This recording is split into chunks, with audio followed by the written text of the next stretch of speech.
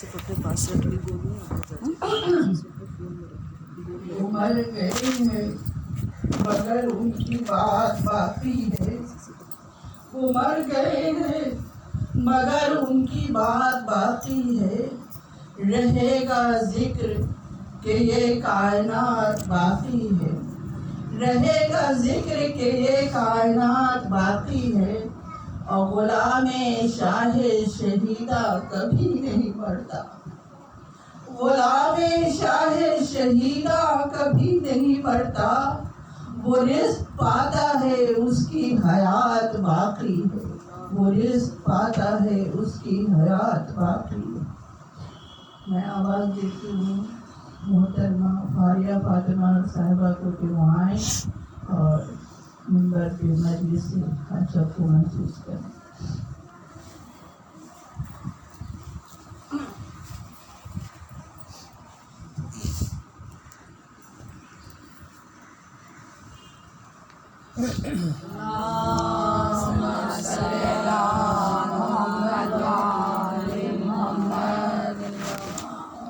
محمد وآل محمد صلوات اللہم صلی علی محمد وآل محمد بر علی و اولاد علی صلوات اللہم صلی علی محمد وآل محمد برائے سلامتی امام زمانہ علیہ السلام بآواز بلند صلوات اللہم صلی علی محمد وآل محمد وعجل فاتحہ۔ اعوذ باللہ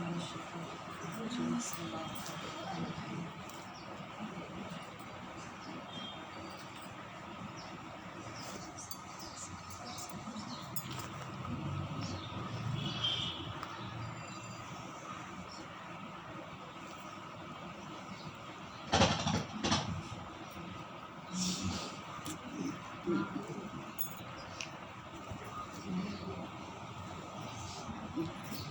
بسم اللہ الرحمن الرحیم۔ اعوذ باللہ السمیع العلیم من الشیطان اللعین الرجیم،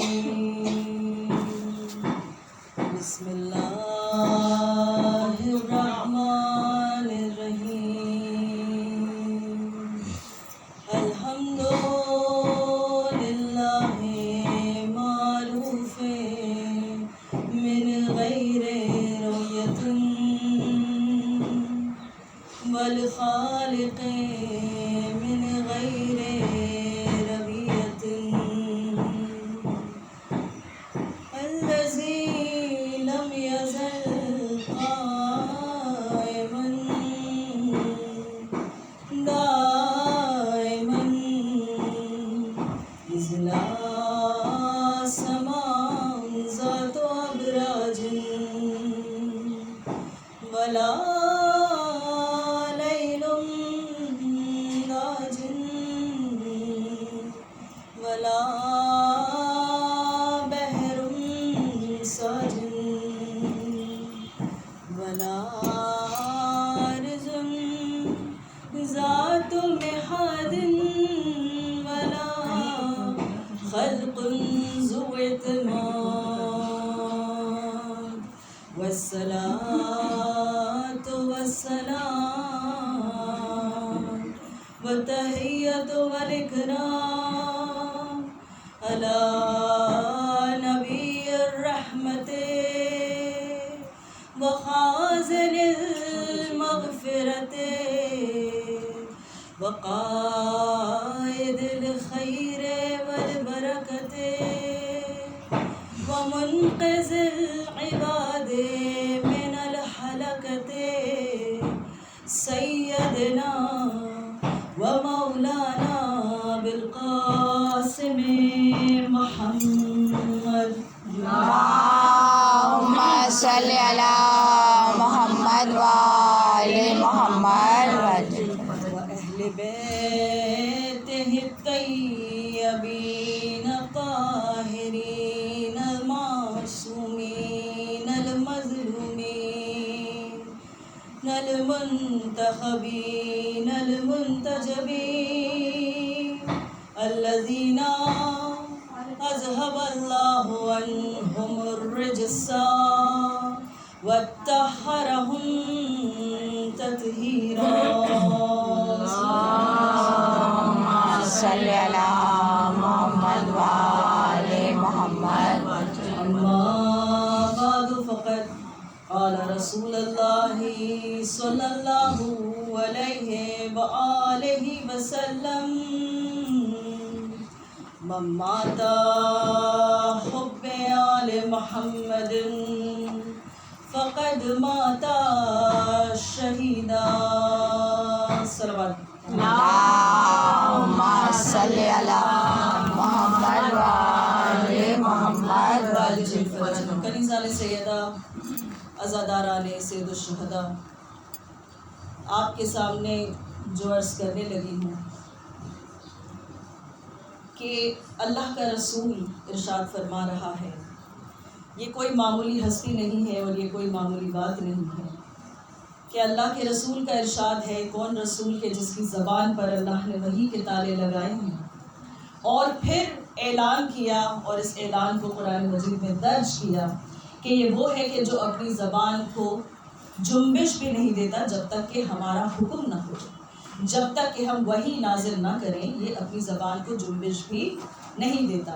وہ کہہ رہا ہے من مات علی حب آل محمد فقد مات شہیدا، کہ جو آل محمد کے حب میں، ان کی محبت میں اس دنیا سے چلا جائے، مر جائے، من مات، اگر مر جائے تو وہ پھر کیسے مرا ہے؟ وہ شہید مرا ہے. وہ کیسے مرا ہے؟ وہ شہید مرا ہے. عزیزان گرامی، اس حدیث کے ذیل میں آج آپ سے گفتگو کرنے لگی ہوں، لیکن قبل اس کے 2-4 باتیں میں آپ کے سامنے پیش کرنا چاہتی تھی، اور وہ یہ کہ سب سے پہلے تو شکریہ میری اس بہن کا کہ جنہوں نے اتنی عزت افزائی سے پکارا مجلس سے خطاب کرنے کے لیے. عزیزان گرامی، دیکھیے یہ طریقے ہیں، یہ آداب ہے کہ جو مجالس ہمیں سکھاتی ہیں. یہ جگہ، یہ نظام انسان کے اخلاق کو ریفائن کرنے کے لیے بنایا گیا ہے. لہٰذا انسان اس بات کا ہمیشہ خیال رکھے کہ وہ اس جگہ پر ادب و تہذیب کا اور احترام کا ہمیشہ خیال رکھے. دوسری بات عزیزان گرامی یہ کہ ہم ایسا کیوں کرتے ہیں کہ جب بھی کبھی بھی ہم مجالس کرتے ہیں یا ہمارا اپنا کوئی غم ہوتا ہے تو اس کا اختتام ہوتا ہے جا کر غم حسین پر. عزیزان گرامی، 8ویں امام ہمارے امام رضا علیہ السلام صلی علی محمد وآل محمد. کا ارشاد ہے، مولا نے اپنے صحابی شبیب سے فرمایا کہ دیکھو، جب تمہیں دنیا کی کسی مصیبت پر اگر رونا آ جائے، انسان ہے نا، اگر رونا آئے کبھی کسی مصیبت پر تو میرے جد حسین کی مصیبت کو یاد کر لینا، اور یاد رکھنا کہ ہمیشہ ہم ائمہ نے ہر غم میں اپنے جد سید الشہداء کو یاد کیا. تو عزیزان گرامی، اسی وجہ سے یہ نظام ہے کہ ایصال ثواب کی مجلس میں جب بھی ہم بیان کرتے ہیں، چاہے وہ نوحے ہو، چاہے وہ مرثیہ ہو یا کہ تقریر ہو، اس کا اختتام جا کر مصائب سید الشہداء پر ہوتا ہے. اور عزیزان گرامی، ایک اور معمول بنا لیں، میرے بڑے مجھ سے بہتر جانتے ہیں، اپنی بہنوں سے، بیٹیوں سے کہہ رہی ہوں کہ جب بھی کسی معصوم کی شہادت کی تاریخ آئے نا، تو ضرور جب آپ پرسہ دیں اپنے دل میں، لوگوں کو ادھر ادھر بھی دینا چاہیے پرسہ، جیسے مبارکبادی ہم دیتے ویسے پرسہ کیوں نہیں دیتے؟ تو سب سے پہلے تو ولی العصر سے شروع کیجیے، اجل اللہ تعالیٰ فرجہ الشریف سے، اور اس کے بعد عزیزان گرامی جب آپ معصومین کو دے چکے ہیں پرسہ تو جناب ابو طالب علیہ السلام کو ضرور دیجیے گا. ماشاء اللہ میرے سامنے ماؤں کا مجمع ہے. انسان جب صاحب اولاد ہو جاتا ہے نا تو پھر اس کی تمام تر تمناؤں کا، اس کے خوابوں کا مرکز اس کی اولاد ہوتی ہے، وہ اپنے لیے کچھ چاہتا ہی نہیں. عزیزان گرامی ذرا تصور کریں جناب ابو طالب علیہ السلام کی عظمت کیا ہے کہ ان کے بیٹوں نے ہر دور میں شہادت پیش کی. یہ ان کا خاندان ہے، یہ ان کی نسل ہے، اور آج بھی اگر کوئی تحفظ حق کر رہا ہے تو وہ بیٹا ابو طالب کا ہے. ان کی عظمت پر ایک درود پڑھیں.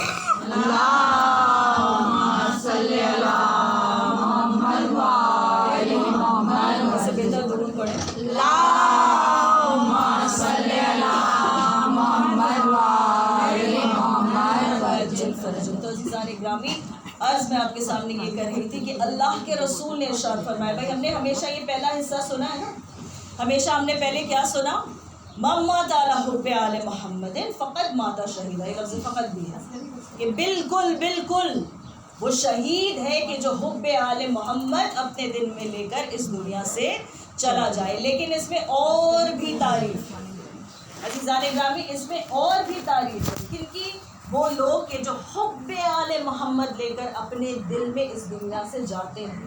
اللہ کا رسول کہتا ہے کہ جب میری آل سے محبت اور مودت کرنے والا کوئی شخص اس دنیا سے چلا جائے، کوئی مومن یا کوئی مؤمنہ اس دنیا سے اگر چلا جائے تو یاد رکھنا کہ وہ شہید مرتا ہے. یہ پہلی بات ہے.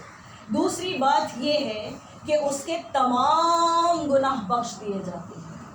تیسری بات یہ ہے کہ اللہ اس کی توبہ کو قبول کر لیتا ہے. اللہ کیا کرتا ہے عزیزان گرامی؟ توبہ سب کرتے ہیں، لیکن اللہ قبول کرے گا یا نہیں کرے گا یہ نہیں پتا. پوری امت کا یہی مزاج ہے کہ ایک ایج آنے کے بعد انسان مصلی پر بیٹھا ہوتا ہے، اپنے ریلیشنز کو ریپیئر کر رہا ہوتا ہے. بھائی جوانی کے تیش میں انسان نے جتنے جھگڑے کیے ہوتے ہیں ان سب کو چاہتا ہے کہ میں مٹا لوں، جس سے رنجش ہے اسے ختم کر دوں. یہی طریقہ ہے، ہونا بھی یہی چاہیے. لیکن عزیزان گرامی قبول کرنا اللہ کے ہاتھ میں ہے. یہاں اللہ کا رسول کے جو خود شافی محشر ہے وہ کہہ رہا ہے کہ اس کی توبہ قبول ہوگی کہ جو میری آل کی محبت لے کر اس دنیا سے چلا جائے. پھر اللہ کا رسول کہتا ہے کہ جب ملک الموت سے اس کی ملاقات ہوگی اور جب منکر اور نکیر اس کے قبر میں آئیں گے تو وہ دونوں مقامات پر، وہ دونوں مرحلوں میں اسے جنت کی بشارت دی جائے گی. ایک درود تو پڑھیں کہ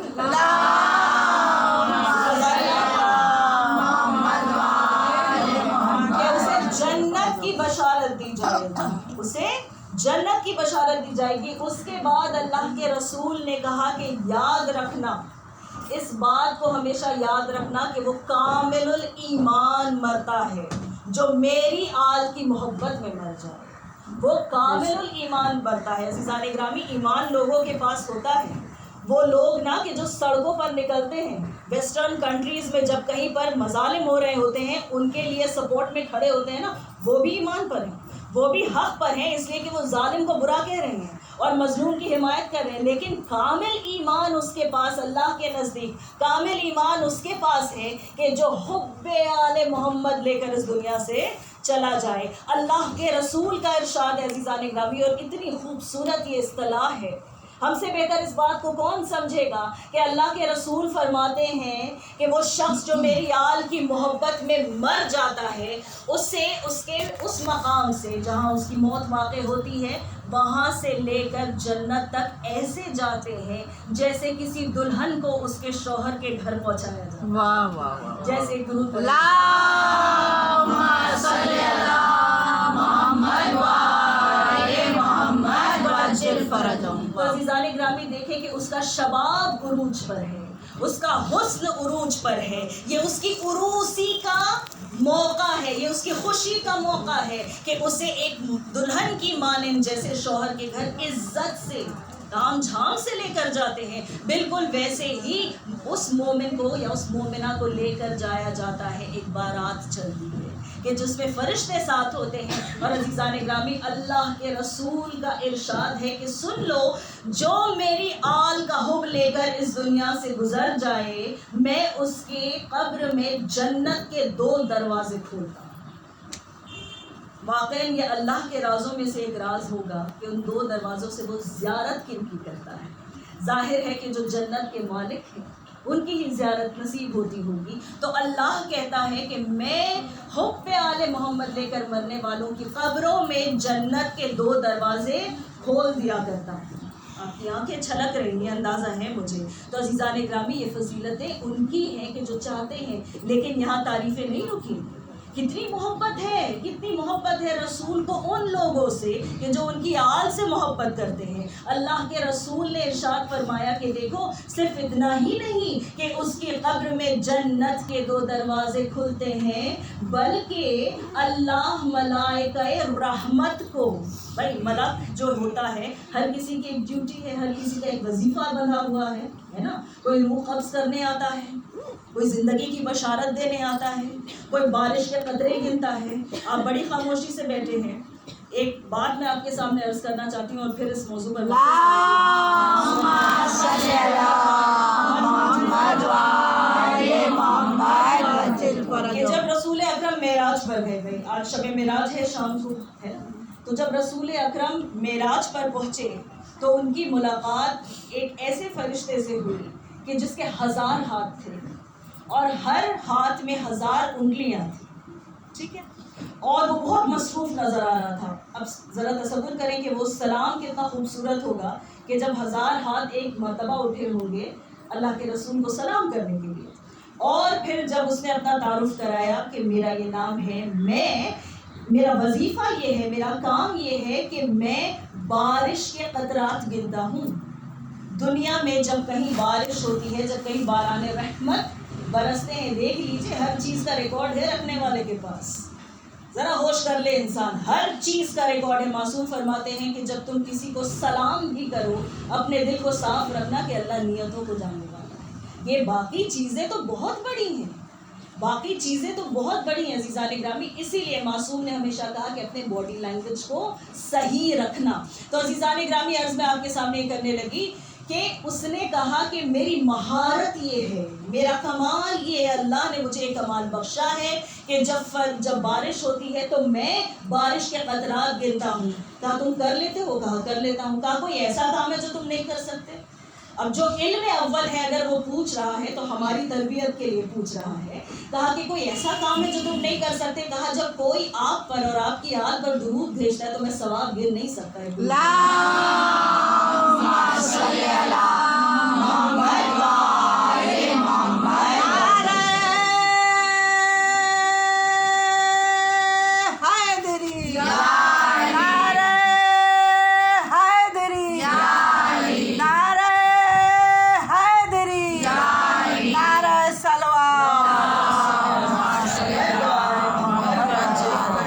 تو آپ نے پھر اس فرشتے کو کیا کیا؟ بزی کر دیا. وہ پھر بیچارہ گن رہا ہے. اور ایک روایت میں یہ ملتا ہے کہ 4 لاکھ برس تک 70,000 فرشتے مل کر ایک انسان کے پڑے ہوئے ایک درود کا ثواب کیلکولیٹ نہیں کر پاتے. یہ عظمت ہے آل کی اور آل سے محبت کی. تو عزیزان گرامی عرض میں یہ کر رہی تھی کہ اللہ نے رحمت کی بشارت دینے والے جتنے ملائکہ بنائے ہیں ان سب کو اللہ اس مومن کی قبر پر بھیجتا ہے. تصور کریں کہ عظمت کیا ہے آل محمد سے محبت کرنے والوں کی، کہ اس کی قبر پر ہم کبھی سوچ سکتے ہیں کوئی انسان اگر بہت نیک ہو، بے گناہ ہو، بے خطا ہو، بہت ہی سیدھا سادہ ہو تو ہم یہ کہتے ہیں یہ تو فرشتہ ہے؟ عزیزان گرامی نہیں، عظمت انسان کی فرشتوں سے بالاتر ہے اگر اس کے دل میں حب آل محمد آ جائے. جھوٹ پڑھنے اللہم صلی علی محمد وآل محمد وعجل فرجهم. اور اس کے بعد عزیزان گرامی صرف اتنا ہی نہیں کہ ملائکہ رحمت جو ہیں وہ آ کر اس کی قبر پر زیارت کرتے ہیں. ان کی زیارت گاہ میں زیارت کس چیز کی جاتی ہے؟ جس کا احترام ہوتا ہے.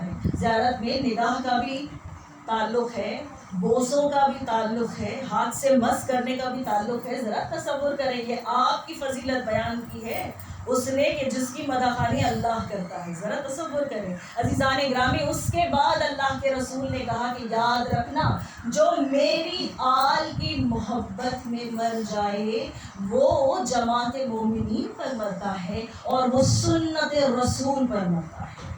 بہت بڑا جملہ کہ وہ سنت رسول پر مرتا ہے، یعنی سنت رسول کا جو پورا مفہوم ہے وہ آل سے مردد ہے. دور پڑے مل کر اللہم صلی علی محمد وآل محمد وعجل فرجهم. چونکہ آپ سننے پہ آمادہ ہیں ایک بات اور عرض کرتی چلوں کہ اسی حدیث کے 3 اور حصے، 3 اور فقرے ہیں کہ جو اللہ کے رسول نے بیان کیے ان لوگوں کے لیے، ان بدبخت بدقسمت لوگوں کے لیے کہ جو آل سے بغض رکھتے ہیں، جو آل سے بغض رکھتے ہیں کہ جب رسول کا نام لیتے ہیں اور پھر درود پڑھتے ہیں تو اس میں آل ہی نہیں پڑھتے. یہ بغض کی سب سے چھوٹی نشانی ہے اور بڑی نشانیاں تو چاروں طرف ہیں. آپ دیکھیے کہ دنیا میں آج کیا ہو رہا ہے، اتنے برسوں میں کیا ہوا ہے، آئندہ کیا ہونے والا ہے، اس کا بھی اندازہ آپ کو ہے. تو عزیزان گرامی اللہ کا رسول فرماتا ہے کہ یاد رکھو جو میری آل سے بغض کرتا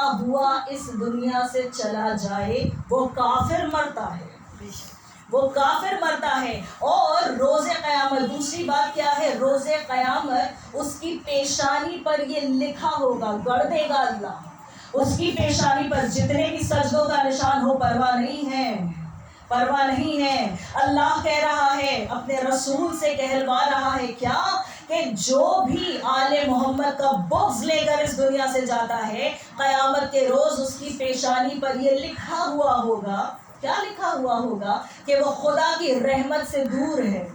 اس سے بڑی کوئی سزا ہو تو بتائیں، کہ وہ خدا کی رحمت سے دور ہے، رحمت خدا بندی سے دور ہے، یعنی جہاں سب کی شفاعت ہوگی ان کی نہیں ہوگی، جہاں سب کی نجات ہوگی ان کی نہیں ہوگی۔ انسان ہوش کر لے۔ اور پھر اللہ کا رسول کہتا ہے، یہ فقرہ سب کا سنا ہوا ہے، پہلا اور آخری حصہ اس حدیث کا ہم نے سن رکھا تھا نا، پہلا اور آخری حصہ اللہ کا رسول کہتا ہے کہ ہوش کر لے انسان، خبردار ہو جائے۔ ہر فقرے کے پہلے یہی کہا کہ خبردار ہو جاؤ کہ جو شخص میری آل سے بغض کرتا ہوا اس دنیا سے چلا جائے گا وہ جنت کی خوشبو تک نہ سونگھ سکے گا۔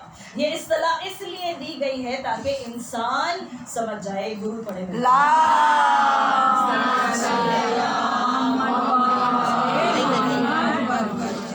تو عزیزان گرامی، اگر ہم دیکھنا چاہتے ہیں کہ ان مودتوں کا صلہ کہاں کہاں ملتا ہے اور کیسے کیسے ملتا ہے، عزیزان گرامی، اجر رسالت اللہ کے رسول نے ایسی طے کی ہے کہ یہاں نہ آپ کو قوت کی ضرورت ہے، نہ آپ کو عمر کی کوئی قید ہے، نہ آپ کو دولت کی ضرورت ہے، کچھ نہیں چاہیے، صرف دل میں محبت چاہیے۔ اور جو ان سے مودت کرتا ہے انہیں انعام کیسا ملتا ہے، عزیزان گرامی، ہمیشہ ہم نے سنا نا، بارہا ہم نے سنا کہ یہ وہ خاندان ہے کہ جو کبھی کسی کا احسان نہیں رکھتا۔ کسی نے محبت کی تو انہوں نے بڑھ کر اسے اور محبت دی ہے، کسی نے مودت کی ہے تو انہوں نے بڑھ کر پکارا ہے کہ یہ ہمارا ہے، کسی نے اگر ان کے لیے کوئی خدمت انجام دی ہے تو ایسا نوازا ہے، انہوں نے ایسا نوازا ہے کہ دنیا اس کے سامنے جھک گئی ہے۔ اگر کسی نے کوئی قربانی دی ہے ان کے لیے تو اس کا نام ایک نام جاویدہ بن کر رہ گیا۔ عزیزان گرامی، بی بی شتیتا کے نام سے ہم سب واقف ہیں۔ یہ کب ہے کہ امام ہفتم یعنی ہمارے ساتھ امام موسیٰ کاظم علیہ السلام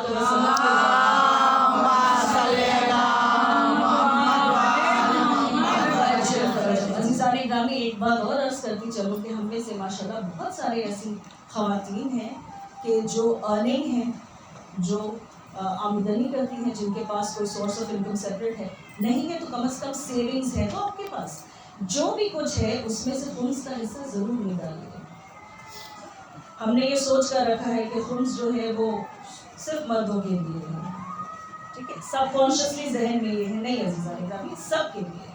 ہر کوئی جو حلال رزق کماتا ہے، حرام رزق کی تو خیر کوئی قید ہی نہیں ہے، وہ تو سرے سے ہی خارج ہے، لیکن جو حلال رزق کماتا ہے یہ اس کے لیے ہے کہ وہ ضرور خمس باقاعدگی سے نکالے۔ ہم نے کس سے سیکھا؟ یہ ہم نے بی بی شتیتا سلام اللہ علیہا سے سیکھا، کہ جن کے نام کا روزہ بھی آج موجود ہے، ماشاءاللہ جو گئے ہیں زیارت کے لیے وہ جانتے ہیں کتنا شاندار روزہ ہے۔ یہ کون ہے؟ یہ بی بی سوتے کاٹا کرتی تھی، کپڑے بنا کرتی تھی، ٹھیک ہے، اور جابس کرنے والی۔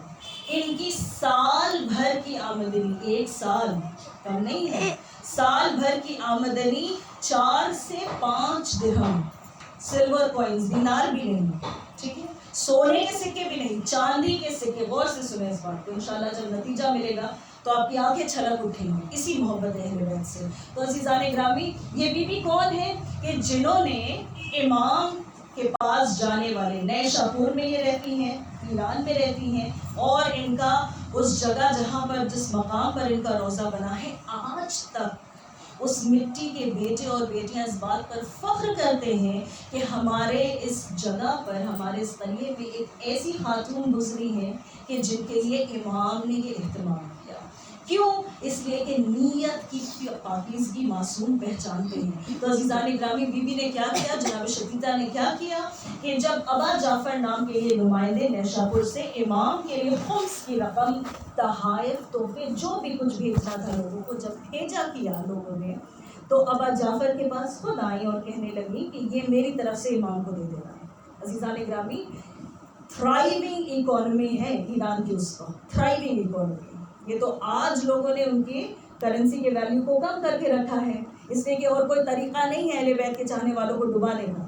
مگر اللہ جس کو رکھتا ہے عزیزان گرامی، آج بھی اس ملک کی عظمت وہی ہے. آپ دیکھیں آج ان کی کرنسی کی ویلیو بہت کم ہے، لیکن کسی زمانے میں ایک تھرائیونگ اکانومی تھی، ٹھیک ہے، جو کنڈیشن تھی، مالی حالات لوگوں کے اچھے تھے زیادہ تر. تو ان سب لوگوں نے کیا کیا کہ اپنے تحائف، اپنے خمس کی رقم، جتنا کچھ تھا سب لا کر ابا جعفر کے سامنے ایک انبار لگا ہوا ہے. جناب شتیتا کے ہاتھ میں 1 درہم ہے اور 1 گز سوتی کا کپڑا ہے.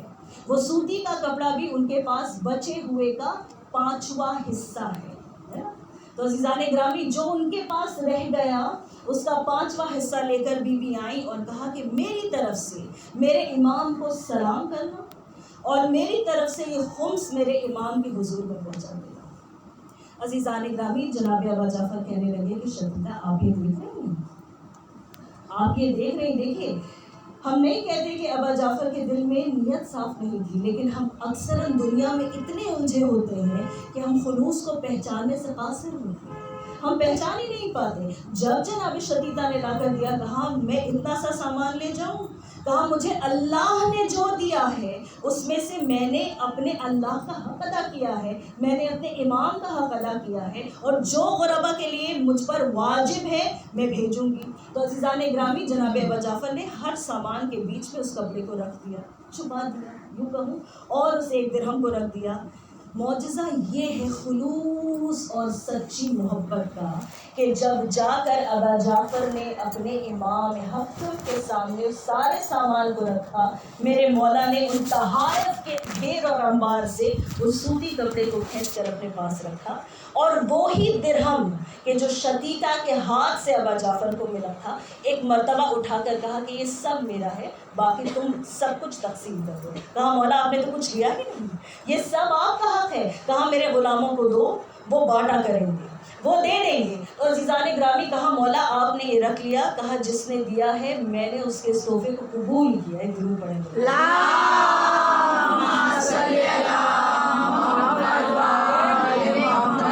میں نے اس کے اس تحفے کو قبول کیا. عزیزان گرامی، کیا یہ کم عظمت ہے کہ زمانے کا امام دیے ہوئے 1 گز سوتی کپڑے کو اٹھا کر اپنے پاس رکھے اور اس دینار کو پہچان کر اپنے پاس رکھ لے کہ جو اس بی بی نے دیا. یہ عظمت کافی تھی جناب شتیتا کے احترام کو باندھنے کے لیے. لیکن پھر ہمارے امام کاظم علیہ السلام فرماتے ہیں کہ ابا جعفر، شتیتا کو جا کر بتا دینا کہ اس کپڑے کو میں اپنے کفن کے لیے رکھ رہا ہوں. اللہ اکبر، کہ اس کپڑے کو میں نے اپنے کفن کے لیے رکھا ہے، اور جو کپڑا میری دادی فاطمہ الزہرا سلام اللہ علیہا کے ہاتھ کا بنا ہوا میرے کفن کے لیے تھا، وہ میں نے شتیتا کے لیے بھیج دیا. شتیتا سے جا کر کہنا، اور اس 1 درہم کے عوض میں اسے 40 درہم تحفۃً بھیج رہا ہوں. دیکھیں آپ کے سامنے ایک نیکی کا بدل اللہ 10 دیتا ہے. جب آل محمد کا سوال آتا ہے تو 40 کر دیتا ہے. کہا کہ میں 40 درہم تمہیں دے رہا ہوں ابا جعفر، لے جا کر شتیتا کو دے دینا، اور اس سے کہنا کہ 16 درہم وہ اپنے قرض کو ادا کرنے میں لگا دے. عزیزان گرامی، ہرگز یہ نہ سوچئے گا کہ آپ کے زمانے کا امام غافل ہے آپ کی ضرورتوں سے، کبھی نہ سوچئے گا. اس کے پہلے کہ آپ کے جسم کے کسی حصے میں درد اٹھتا ہے آپ کو احساس ہو، اس کے پہلے اس کو احساس ہے. اس کے پہلے کہ آپ نے کوئی مشکل کا سامنا کیا ہے آپ کو احساس ہو، اس کے پہلے اس کو احساس ہے. عزیزان گرامی، جناب شتیتا نے ہمیں سبق سکھلایا کہ اگر مودت کرنا ہے تو شرم نہ کرنا، یہ نہ دیکھنا کہ تھوڑا سا ہے، یہ نہ دیکھنا کہ کم ہے. اپنی نیت کو پاک رکھو اور وہ نیت رنگ لائے گی. عزیزان گرامی، جناب موسی کاظم علیہ السلام ہمارے امام کیا کہتے ہیں کہ ابا جعفر 40 درہم لے جاؤ. دیکھو 16 درہم اس کے قرض کے لیے ہے، اور وہ 24 درہم رکھ دے اپنی تدفین کے لیے. عزیزان گرامی، کیا یہ کم عظمت ہے؟ پھر کہتے ہیں میرے مولا کہ ابا جعفر، جس دن تم نیشاپور پہنچو گے اس کے 19 دن بعد شتیتا اس دنیا سے چلی جائیں گی. انہیں کہنا کہ وہ آمادہ ہو جائیں. اللہ اکبر، تیاری اللہ کے حضور پہنچنے کی تیاری. ہم میں سے کتنے لوگ سوچتے ہیں کہ ہمارے امام کی نظر ہمارے اعمال پر ہے.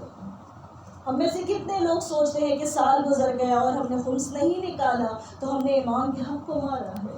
ہم میں سے کتنے لوگ سوچتے ہیں کہ دل جو دکھا ہوا ہے اور آنکھوں سے آنسو نکل رہے ہیں وہ حاضر ہے، وہ ناظر ہے، وہ دیکھ رہا ہے اور وہ سمجھ رہا ہے. تو عزیزان گرامی، جناب شتیتا کو یہ پیغام دے کر جب ابا جعفر آنے لگے، ایک مرتبہ جناب شتیتا نے رو کر پوچھا کہ کیا میرے لیے اور بھی کوئی پیغام ہے؟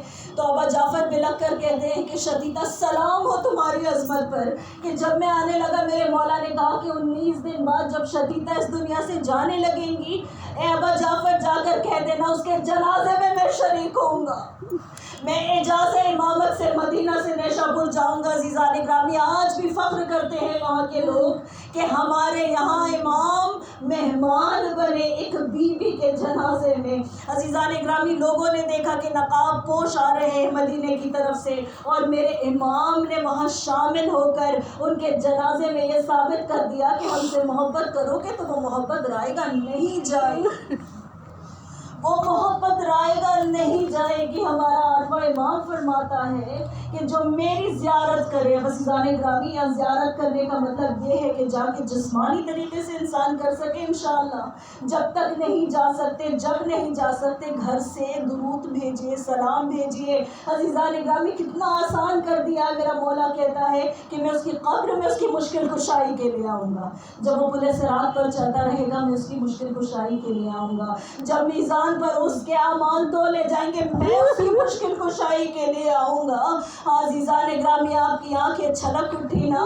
کل میرے مولا 7ویں امام علیہ السلام کی شہادت کی تاریخ تھی. آئیے مل کر پرسہ دیں تمام معصومین کو، پرسہ دیں جناب ابو طالب کو. عزیزان گرامی، بہت بڑا دن ہے آج، محسن اسلام کے جانے کا دن ہے. میں آپ کے سامنے یہی عرض کر رہی تھی نا کہ جب ہمارے سامنے اولاد جوان ہونے لگتی ہے تو ہم کیا چاہتے ہیں؟ ہم اس کی بقا چاہتے ہیں نا. سلام ابو طالب کے جذبے پر کہ جس کی 3 نسلیں کربلا کے نام ہو گئی، جس کی 3 نسلیں کربلا کے نام ہو گئی. عام بیٹے نہیں دیے اللہ نے، بہت خاص بیٹے دیے. عام بیٹیاں نہیں بخشی، بہت اعلیٰ بیٹیاں بخشی. عزیزان گرامی، یہ ہمارا 7واں امام بھی تو خاندان ابو طالب سے ہی ہے نا، انہیں کے سن سے ہے نا، ارے اسی سلسلے سے ہے. عزیزان گرامی، میرے مولا کے ساتھ اتنے مظالم پیش آئے. آپ جانتے ہیں میرے مولا کی جو زیارت ہے اس میں ایک جملہ ہے کہ سلام ہمارے اس امام پر کہ جس پر قید خانے میں عذاب برسایا. یہاں عذاب کے معنی تکلیف سے ہے. بہت مختلف قسم کے قید خانوں میں انہیں رکھا گیا.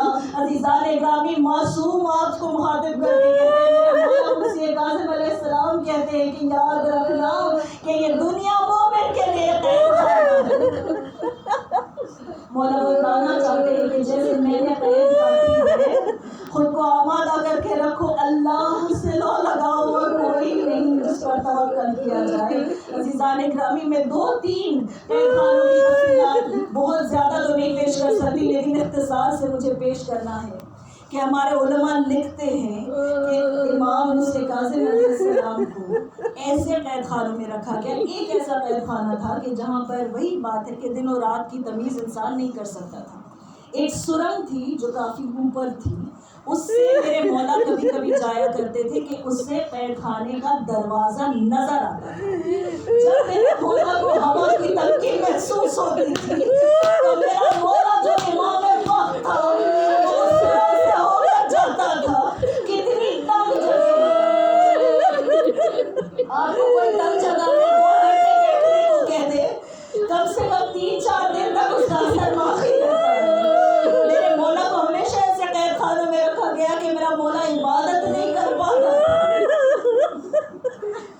رکوع کی حالت میں رکوع نہیں ہو سکتا، سجدوں میں بدن کو سکیڑ کر میرا مولا کھڑا نہیں ہو سکتا.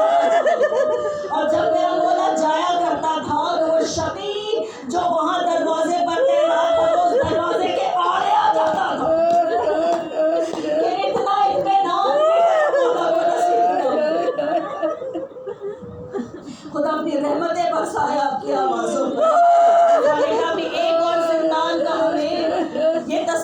ہے کہ مولا کا چاہنے والا ایک مرتبہ آیا، کہا کہ میں زیارت کرنا چاہتا ہوں. کہا کیا دے سکتے ہو؟ جو کچھ اس کے پاس تھا اس نے دے دیا. اب جو اس نے جا کر دیکھا ایک چھوٹا سا موکھا ہے، آنکھیں پھاڑ پھاڑ کر دیکھ رہا ہے کہ اس میں تو میرا امام نہیں ہے. اب غور سے دیکھ، کہا اتنا اندھیرا مجھے نظر نہیں آتا. کہا تو پھر سے دیکھ. اب جو اس نے آنکھیں اور زیادہ کہتا ہے کہ صرف زمین پر ایک کپڑا پڑا ہوا ہے. کہا تیرا امام ہے وہ، سجدہ خالق میں ہے. اتنا ہو گیا ہے کہ میں جانا نہیں چاہتا.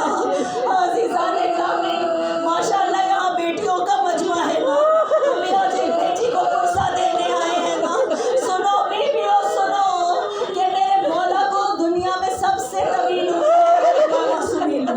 اور سب سے زیادہ اولاد میرے مولا نے چھوڑی. اس دنیا میں 35 اولادوں کا ذکر ملتا ہے، جن میں سے 18 بیٹیاں تھی میرے مولا کی.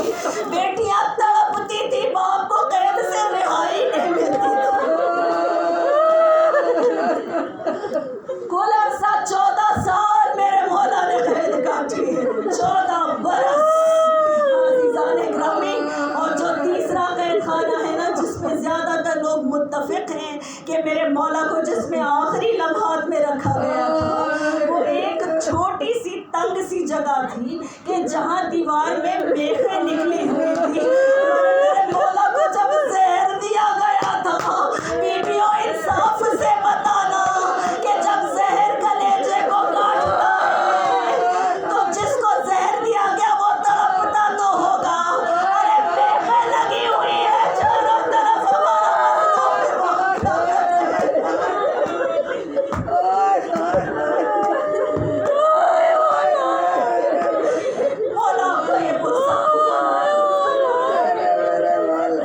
جب میرے مولا نے اس دنیا سے رحلت کر دی نا، عزیزان گرامی، ایک کپڑے میں لپیٹا گیا موسی کاظم کو. باب الحوائج کہتے ہیں میرے مولا. باب الحوائج، اپنی مرادیں مانگا کیجیے تو انہیں وسیلہ بنایا کیجیے. اللہ ہم سب کو قاسمین کی زیارت نصیب فرمائے، خراسان کی زیارت نصیب فرمائے انشاءاللہ. عزیزان گرامی، میرے مولا کے جسم کو ایک کپڑے میں لپیٹ دیا گیا. کتنا اہتمام ہے، اگر ہم میں سے اللہ نہ کرے کوئی اس دار فانی سے کوچ کر جائے، کتنا اہتمام ہے. وہ وقت کا وہ مظلوم زہرا کا مظلوم بیٹا. اور ایک مرتبہ بغداد کے پل پر اس نحیف سے جسم کو رکھ دیا گیا. مزدوروں نے لاشا اٹھایا، لے جا کر جب وہاں رکھ دیا گیا، رات کے اندھیرے میں رکھ دو. خلیفہ وقت ہارون رشید، خدا لعنت کرے اس پر، کہتا ہے کہ رات کے اندھیرے پر پل بغداد پر رکھ دو تاکہ اندھیرے میں آنے جانے والی سواریاں لاشیں کو کچلتی ہوئی جائے اور ہم اس الزام سے بری ہو جائے کہ ہم نے کا قتل کیا ہے. لیکن عزیزان گرامی، جب گھوڑے آیا کرتے تھے رک جایا کرتے تھے. آہستہ آہستہ جب وقت نمودار ہوا تو لوگوں نے دیکھا فرزند رسول کا جنازہ ہے. ایک مرتبہ پرندے آ گئے. ارے 3 دن تک مولا کے چاہنے والوں نے کوششیں کی ہے کہ مولا کے جسم کو وہاں سے اٹھا لیا جائے. آخرکار ایک مختصر سی تلوار کی جنگ بھی اس موقع پر ہوئی. عزیزان گرامی، اور اس کے بعد میرے مولا کو ارے جب جسم کو اٹھا کر جانے والے لانے لگے، باعجاز امامت میرا 8واں امام وہاں پہنچا. عزیزان گرامی، لیکن انصاف سے بتاؤ بیویو کہ جب بھی معصوم نے ارشاد کیا تھا، جب ہمارے جد موسی کاظم اس دنیا سے جا رہے تھے نا، ارے رو کر کہتے تھے میرا بیٹا میرے پاس نہیں. ایک مرتبہ کربلا کا رخ کرتے تھے، کہتے تھے میرے جد حسین مظلومہ پر میرا سلام ہو. بیٹا پاس تو ہے لیکن آ نہیں سکتا، دفنا نہیں سکتا. ارے میرے مولا نے تدفین کی باعجاز امامت. کاظمین نے اپنے بابا کو دفن کیا. جب میرا مولا دوبارہ مدینے میں ظاہر ہوا نا، میرے مولا کی ایک بہن ہے جن کو آج ہم معصومہ قوم کے نام سے جانتے ہیں، سلام اللہ علیہ. یہ اس بیوی کا لقب ہے، ان کا نام ہے فاطمہ. عزیزان گرامی، فاطمہ بنت موسیٰ، یہ ایک ہی ماں سے ہے. امام رضا علیہ السلام बीबी, लेकिन आप जानते हैं सिर में 25 बरस का फर्क है। बाप की गैर मौजूदगी में इस बच्ची की परवरिश मेरे इमाम रज़ा ने की। एक मर्तबा देखकर तड़प कर फातिमा कहती है, भैया आज आपके कांधों पर ये जो शाल है इसका रंग स्याह क्यों है? अरे मौला ने कहा मेरे पास आई है फातिमा। एक मर्तबा हाथों को नन्हे नन्हे पकड़ कर कहा कि मेरी बहन मेरा पुरसा कबूल करो, हमारा बाबा इस दुनिया से चला गया। ये सुनना था कि बीवी ने मौत गिरिया किया। अज़ीज़ाने ग्रामी भाई से लिपट कर बेतहाशा रोने लगी। अरे भाई ने सीने से लगाया होगा ना, संभाला होगा ना। बीवी हाथों को जोड़कर अर्ज करूं, आपका सिनुसार वाकई कम है, यतीमी का दाग बड़ा है। लेकिन है बीबी करबला के मैदान में एक 3.5 बरस की बच्ची है कि जिसकी नजर के सामने उसके बाबा को जख्मी किया जा रहा है।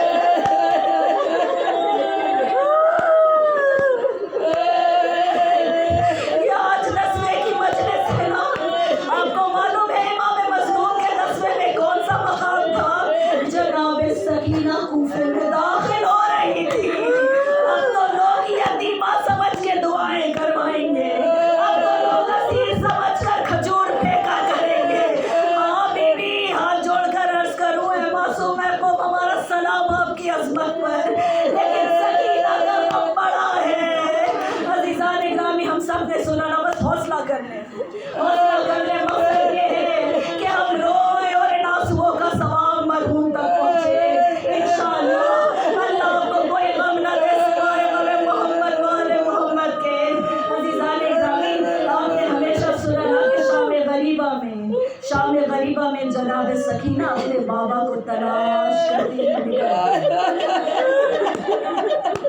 लेकिन क्या बीवी ने पहले अर्ज किया था मुक्तल जाने का? नहीं, बीवी तो नजफ को जा रही थी। बीवी तो अपने दादा मुश्किल कुशा से मदद मांगने जा रही थी। जब कुर्ते का दामन चल गया ना, जब गोशवारे छीन लिए गए, जब तमाचे लग गए इस यतीमा में, एक मर्तबा मक्तल की तरफ बढ़ी। आपने सुना है ना, हम अक्सर यही कहते हैं ना, पढ़ने वालों से आपने सुना कि बीबी बाप के सीने पर सो गई और उठाकर सोती हुई उस बच्ची को रात के अंधेरे में वापस जली हुई कनातों के पास लेकर चली गई। लेकिन अज़ीज़ान ग्रामी, यहाँ एक थोड़े से करेक्शन की ज़रूरत है कि मेरी बीवी ने सकीना से पूछा कि मेरी बच्ची किसी को भी पहचानने के 2 तरीके या तो लाश पर सर मौजूद हो या तो लाश पर कपड़े मौजूद हो। मेरी बच्ची तूने रात के अंधेरे में अपने मामा को कैसे पहचाना? बाबू भी अम्मा मैं जब रोती रोती फरियाद करती करती वहाँ पहुंची, मेरे मामा ने मुझे पुकार कर कहा इलैया इलैया इस लफ्ज़ इलैया का कोई बदल नहीं है बीबी हो। जो जान से ज्यादा अजीज हो उसे बुलैया कहकर पुकारते हैं। इलैया बुलैया। फिर बीवी कहती है कि सकीना तुमने बाबा के सर पर सीने पर सर रखा। कहा बुढ़ी अम्मा मैंने कोशिश की लेकिन बाबा का सीना इतना जख्मी था। अरे सोचो तो बीवी हो कि जिसकी पसलियों पर से घोड़े दौड़ाए गए हो, उसकी बच्ची उसके सीने पर सर कैसे रखेगी? अरे पहलू में सो गई सकीना।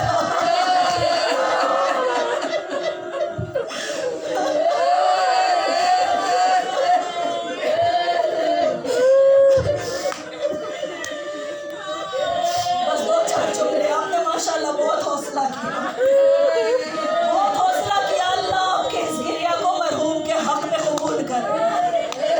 बस 2-4 जुमले ये ज़हमत तमाम अज़ीज़ान ग्रामी। जिस वक्त मेरी बीबी की उम्र 3.5 या 4 बरस बताई जाती है, एक मासूम इमाम भी हमारा वहाँ मौजूद है, इमाम बाक़िर अलैहिस्सलाम। ये ऐनी गवाह हैं करबला के वाक़े के। क्या उम्र थी मेरे मौला की? 2.5 बरस की उम्र। اور جب میرے مولا واپس آ گئے تو ہمیشہ ذکر کیا کرتے تھے کربلا کی مصیبتوں کا. اور جب کسی نے پوچھا کہ یہ بتائیں جب ذوالجنا خیمے میں واپس آیا یا فرزند رسول کیا وہ کچھ کہہ رہا تھا؟ ہاں کہہ رہا تھا، کہتا تھا وائے ہو اس امت پر جس نے اپنے رسول کے نواسے کو بھوکا پیاسا تنہا گھیر کر مارا. کہا جب میری پھوپھیوں نے دیکھا کہ ذوالجنا آیا ہے، ایک مرتبہ آگے بڑھی اور وہیں میری پھوپھی سکینہ بھی موجود تھی. اور ایک مرتبہ مولا نے کہا کہ میری بیوی نے کبھی ذوالجنا کو آگے سے دیکھا، کبھی پیچھے سے دیکھا. پھر ایک مرتبہ فرمایا کہ ذوالجنا تیری کٹی ہوئی باگیں اور یہ زخمی بدن بتاتا ہے میرے بابا پر حملے چاروں طرف سے ہوئے. تیری ڈھلی ہوئی زین یہ بتاتی ہے ذوالجنا کہ میرا بابا اترا نہیں گرا ہے. پھر ایک مرتبہ بچی نے ماتھے پر لگے ہوئے خون پر ہاتھ پھیرا، کہتی ذوالجنا مجھے اتنا بتا دے کہ جب میرے بابا کا قتل ہوا، ارے میرا بابا بہت پیاسا تھا، ذوالجنا مجھے یہ بتا دے کیا میرے بابا کو پانی ملا؟ ارے سکینہ کو کون خبر دے کہ بیوی اب یہ شاہی دماد ہے، اب نہ کانوں کے مدے سلامت رہیں گے، نہ تمہاری زنا سلامت رہے گی، نہ باپ کا سینہ سلامت رہے گا. سکینہ کو کون بتائے کہ تنہا نشیب میں حسین سجدہ خالق میں ہے، تیرا مار خنجر چل رہا ہے، بار بار درمیان میں کچھ آ جاتا ہے. ہر ایک ماں ہے جس کی انگلیاں آتی ہے، پکار کر کہتی ہے شبر میرے لال کو ایسے ذبح نہ کر، میرا لال بے خطا ہے، میرا بچہ بے گناہ ہے، میرا حسین بے گناہ